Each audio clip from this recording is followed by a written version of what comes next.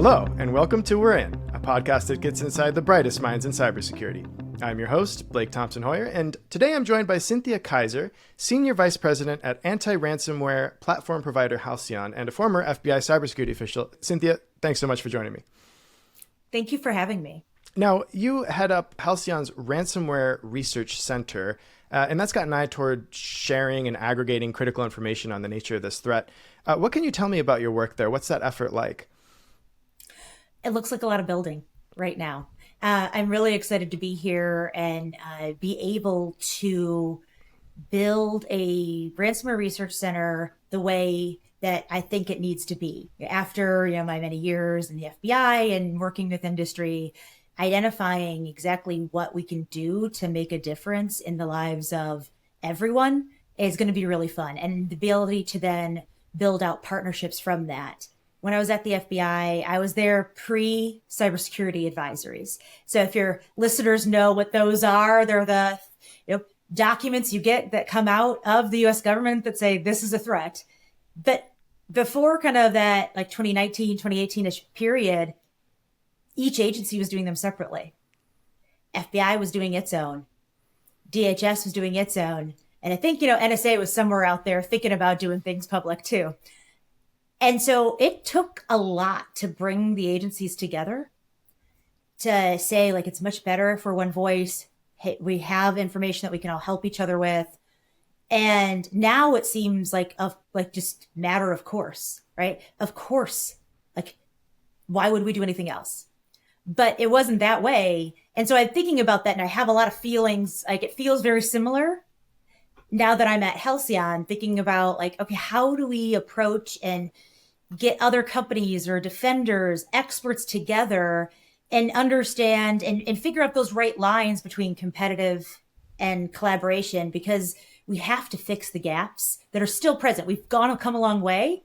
We have a long way to go. And I'm just really excited to be at a place where we can have the freedom to do a lot of new things. Some of them are going to work really well.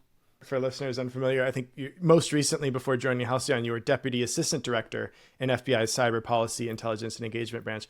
What you mentioned about the various agencies kind of stovepiped almost at a certain point in the maybe late 2010s, how did you go about kind of trying to concentrate that or get the best, most single source information into the hands of the private sector while you were with FBI?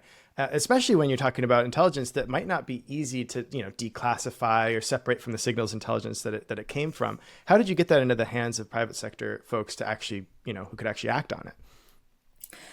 I remember the first time I had to review and approve something that was going to go out on the internet in public. And it was about scary moment. It was, when I came to Cyber Division in 2017 and just being so seized up with like, God, what if we get certain things wrong? Like there's so much risk here. I don't know how to do this. And we went from kind of those moments where they were few and far between to almost 100 from the FBI in 2024. And it took a lot of conversations, a lot of successes, like having people see like how much of an impact you could have, and a lot of culture change across NSA, across FBI, across some of our other IC colleagues, to know that the information that they collected from a more exquisite source might then all of a sudden be needed to go out publicly. And I think at first, everyone was kind of weighted on hey, we have to protect sources at all costs.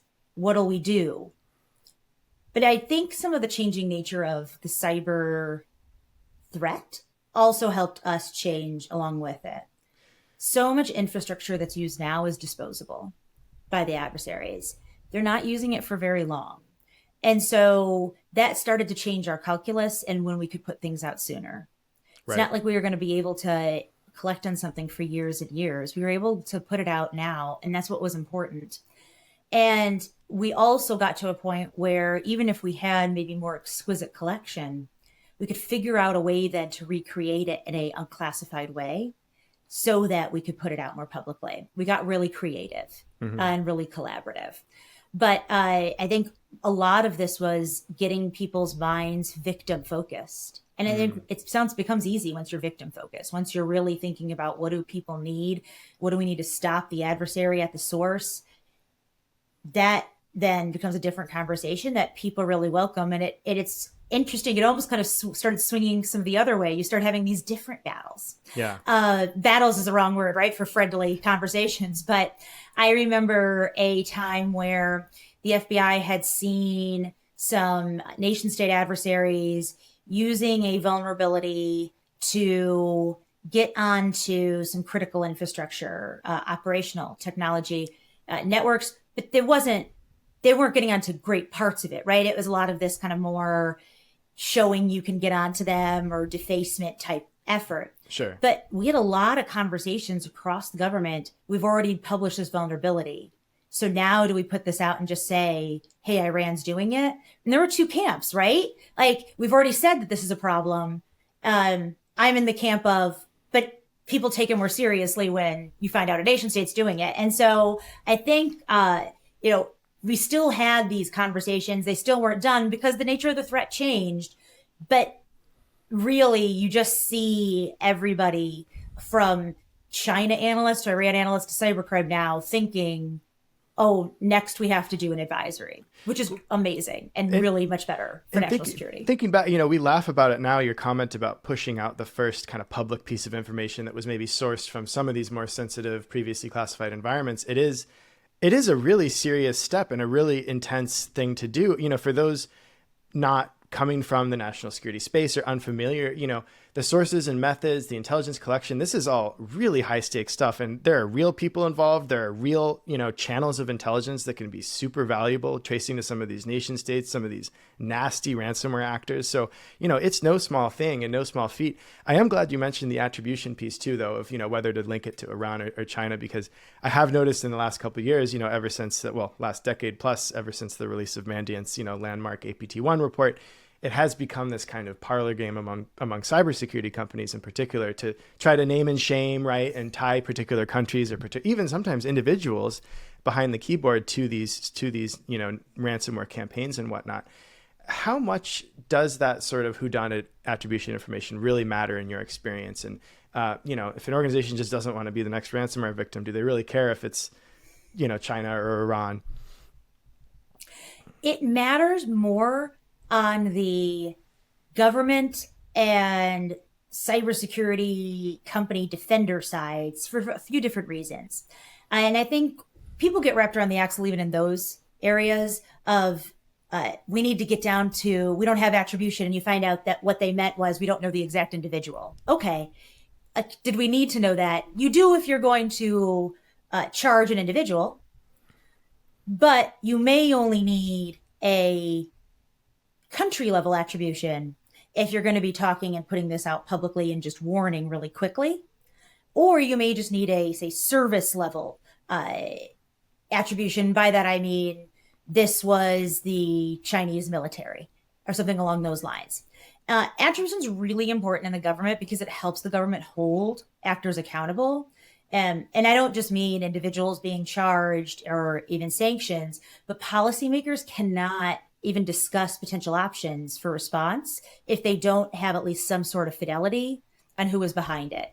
And that matters for the long-term deterrence of cyber operations, especially, malicious kind of cyber attacks against the US.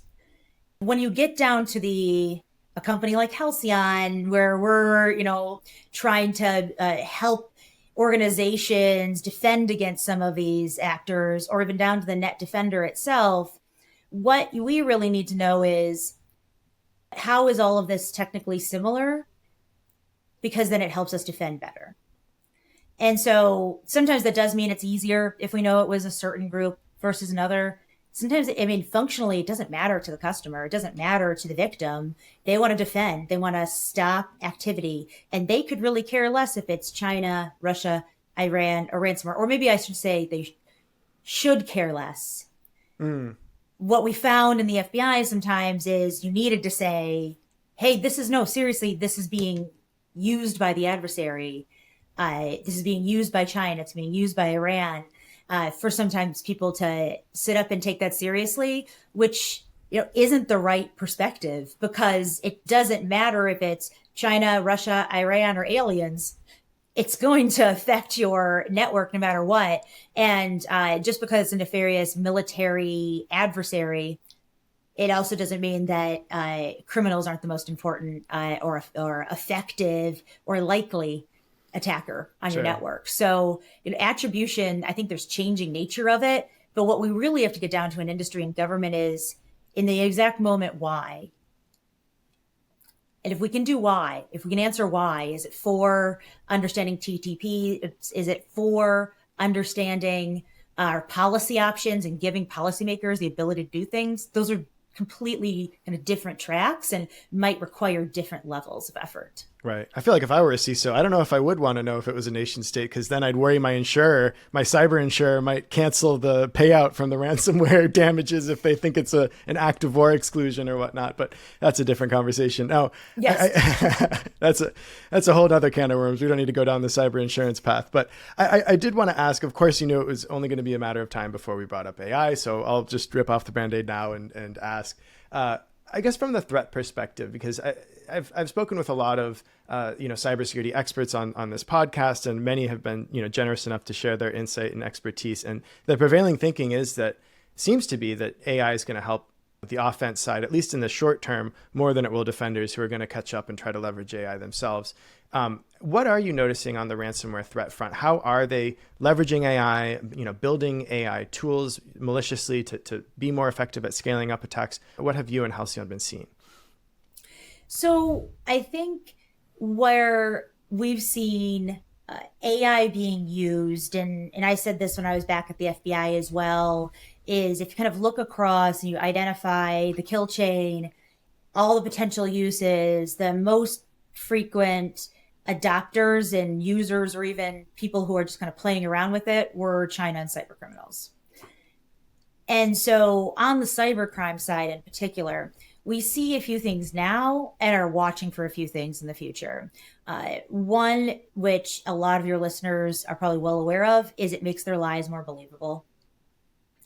Whether that's a phishing campaign that now has a lot better language, it maybe is more tailored to something that would be more effective at having you click on it, the ability to do that more rapidly. So phishing attacks are up just, an incredibly high amount compared to the year before. If you're looking at all of that, it's just means that the adversaries can try to find new ways to target you. And I'm especially worried about deepfakes and how cyber criminals are using those to try to compromise networks. I think we were also worried as we were looking at the election in 2024, like what are people going to use deepfakes for? Are they going to try to influence the electorate? And we had all this swirl around this. And I remember I was part of these conversations. And what really happened is financial fraudsters are using it a lot more. So, hey, I'm the CFO, example, wire me $20,000, right? Yes, exactly. Yeah. Your CEO calls you. Behind him is the vacation home that you've seen him call from before. Yeah. He normally calls you on whatever messaging app you're talking through and says, hey, I need you to join this meeting on the other line. It's urgent. Here's the link. A lot of us would click on that. That feels normal. And so, being able to get onto networks in that way. So that's kind of initial access. Once they're on, this is where I start worrying a little more. They're able to identify patterns across a network and behavior that helps them obscure their activity more. So knowing which times there's downtime on a network and which times there's higher level of activity allows them to be more active during those times.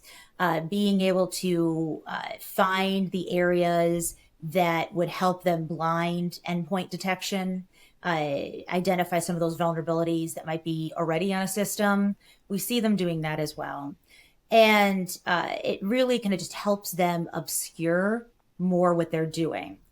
And then finally, on what we're seeing them do, and then I'll get to what I'm most worried about, is think about how much information is normally taken from a network when data is exfiltrated. A lot. and people, there used to have to be somebody in back end, and maybe they're developing some scripts to go through it, keyword searching it, but a lot of times it was really hard too. PDFs are hard to search it like mass, right? There's a lot of complications. LLMs were made for this. So being able now to take a lot off of a network, but use an LLM to figure out what the crown jewels are. Yeah, they can really twist the knife a lot easier. They can. They can. So I think what we're watching for, and we see some groups claim, but don't necessarily have a lot of proof on, is polymorphic malware. So malware that changes when it's on a network because it sees that it's being detected in some way or makes it more nefarious once it's already there. So you don't have a human involved in changing that. It's just changing naturally. That's what keeps me up at night, kind of worry, because that's going to make it a lot more difficult to defend. But I do think that AI right now is the advantage to the defender. There's so many cool things you can do with AI from a defensive perspective. Halcyon does that. We do like behavioral analytics. And I've just thought that like a lot of different companies do, but like, it's so cool to be able to think about like not just signatures, but behavior.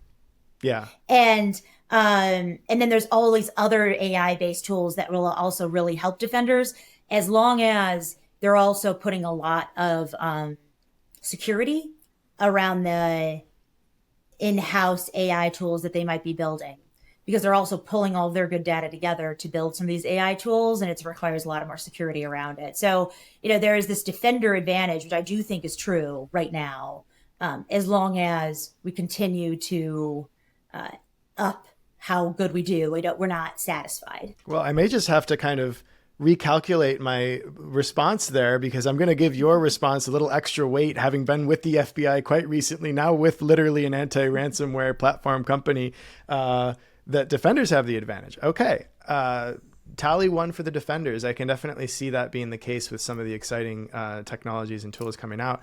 Fragile advantage is what I would say. So we've won is what you're saying, is what I mean. No, just problem solved. No, I would be curious to hear, speaking of problems, exactly how these ransomware actors are getting in. You mentioned the more realistic phishing emails. I feel like that's kind of everybody's mind's eye image of a breach, or most people's, of like, okay, you get the phishing email, you get them to click the link, you're in.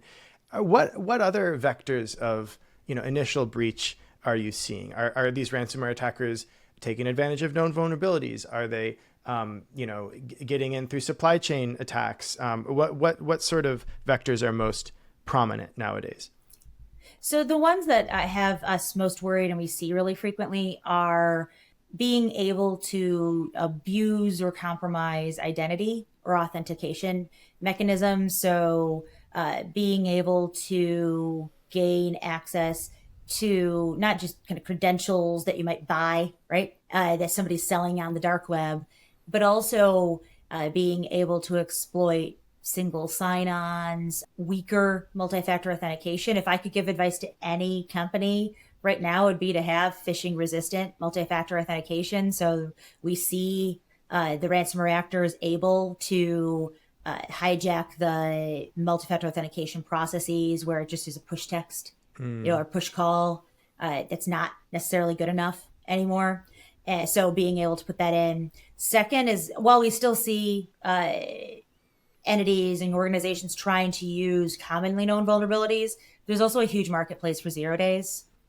And these can go for millions and millions of dollars on the dark web if you find them.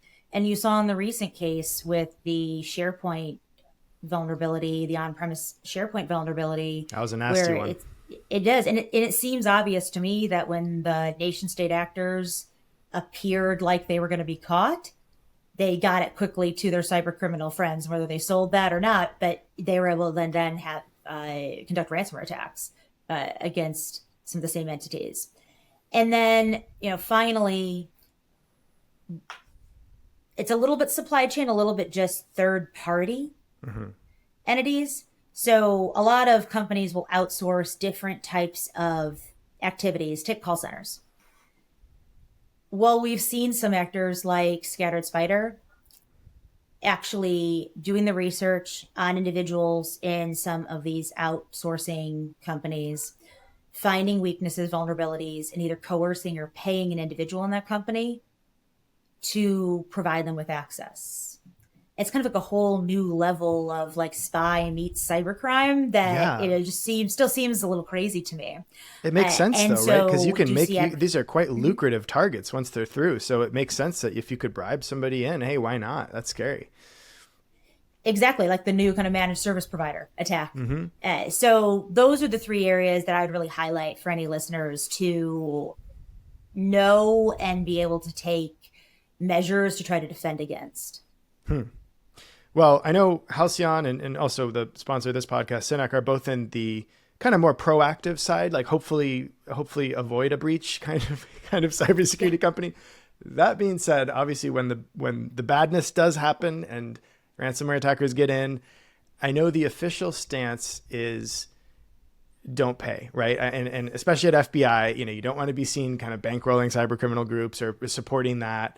But that being said, when you have certain really critical functions or critical organizations that have been breached, I remember, back in my journalism days when I was reporting on some of these critical infrastructure cybersecurity issues, you'd hear some chatter of, even U.S. officials telling like utilities, hey, just pay the ransom, get back what you need to continue operating. We'll try to investigate, blah, blah, blah, maybe claw some back. Mhm. Where do you fall on these ransomware payments? Is it a black and white issue? Are there some shades of gray there? And what are your thoughts?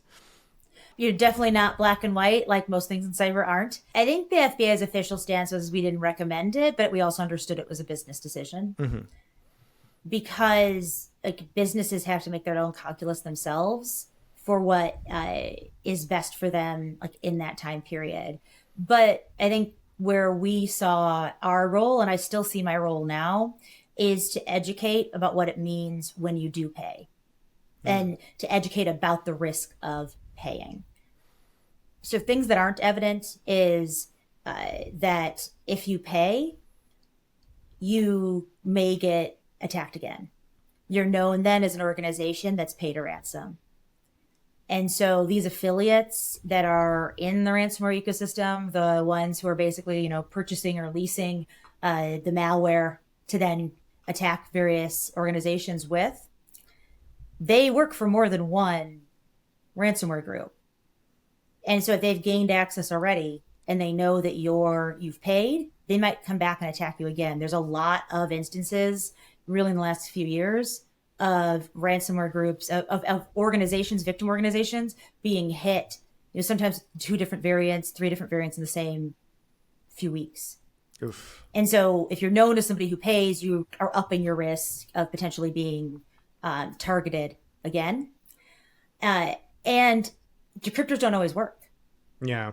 So a corporation might pay and then they receive the decryptor back. And I think the average is maybe about 65% of data is restored.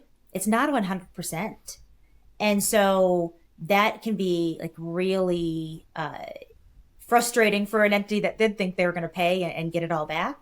And they ended up not receiving what they needed. I mean, it shouldn't come as a shock to anybody. The ransomware actors are putting a lot more effort into things that break your systems than into what fixes it. Yeah, the customer service doesn't strike me as top notch when you have somebody shaking you down. That's probably, if you're counting on that, you're already in a little bit of trouble. You did tell Cyberscoop once, actually last November, that, quote, to be the good partner that we need to be, we need to ensure that FBI is also funded to be able to address this expanded attack surface, end quote. And obviously that was back when you were still with the FBI, and that was before the latest, Department of Government Efficiency era and all the latest focus on that. Would you say now, especially, looking at it from a private sector post, does FBI have the resources it needs to keep America safe? I think that the more resources that the FBI has, the more crimes they're going to be able to investigate. But that doesn't necessarily mean that they're hampered from like doing the work to counter the crimes that are the most impactful in the US. And I think you've seen that through just announcement after announcement of various takedowns and charges and operations that have continue to come. It feels like, once every few weeks or once a week even. And so there's a lot of great work still being done. They're not hampered in their ability to do that. And being able then to like have those internal conversations about where money needs to go. I mean, I think that the FBI is well positioned to have hard, difficult conversations about if they have less as a bureau, what's the most important thing to do for national security. And I think there's a lot of awareness that cyber is incredibly important to continue to do, to continue to be worked. And from my end, I would not anticipate there being just a falling off of what the FBI can do. But I do think that it's important for policymakers to remember that the more threats increase, you do have to look at like how do you continue to increase the budgets of all of the organizations that are doing this work? How do you continue to ensure you give money through state and local grants for their cybersecurity to defend against as well, and bring it all together, because it's a system. Like not one agency can be funded against the rest and then it's fine. Like we have to make sure that it's a priority for funding, policymaking effort across industry and government. No, that's a good point. I'm glad you also mentioned the state and local angle, because I feel like they get left out of the conversation too much when, maybe they can't afford the shiny new cybersecurity tool, but hey, they're, providing critical services for real people, for Americans, and absolutely need to be protected too, and get some of this intel. Is that something that you'll be looking at with Halcyon, with the Ransomware Research Center? Is some of your findings, are these going to be available? Like what will that, level of coordination with some of these SLED or smaller organizations look like? I'm really excited to continue the work that I've done for years with state and locals. I mean, they're just some of my favorite network defenders to be working with, and all of these public servants who've chosen to have these jobs in these small, to protect their communities, to protect their friends and family. And it's just amazing to see what they can do, sometimes on a shoestring budget, that really make good choices. I'm really excited to be able to continue to work with them on the defensive side, like what does that defense look like, but also on the what does good policy look like at a state level. So at the Ransomware Research Center, we are going to have an element of collaboration and analysis to help create some data-driven policy solutions and analysis. And my hope is that a lot of that can be state-focused, because right now they will benefit just so greatly from the assistance that industry can provide on best practices and kind of where the threat is now, and making sure that, as some of that responsibility shifts from DC out to them, that they have the right information and are equipped to be able to address these huge problems. Yeah, well, just a couple more questions, and then I'll let you get back to fighting ransomware. Of course, when you were with FBI, the Justice Department has the authority to bring indictments. You mentioned them earlier, this kind of steady drumbeat of, hey, we're making it hard for ransomware actors, even if they reside in countries that lack extradition treaties with the U.S., they're going to feel it. They're not going to be able to go vacation somewhere allied, or, maybe they'll worry and look over their shoulder for the rest of their lives in some cases. Has it been an adjustment at Halcyon? You're not quite able to hack back, or you don't really have the authority to stop some of these actors at the source, so to speak. How's that been? I get asked this question a lot, including by my former colleagues at the FBI. And my answer even surprises me, is that I don't feel like my job's that much different every day. Being able to identify the tactics that adversaries are using and then get that out publicly, get them to cut that to customers, that's an element of disruption that I've always felt really strong and passionate about. And I get to do that now.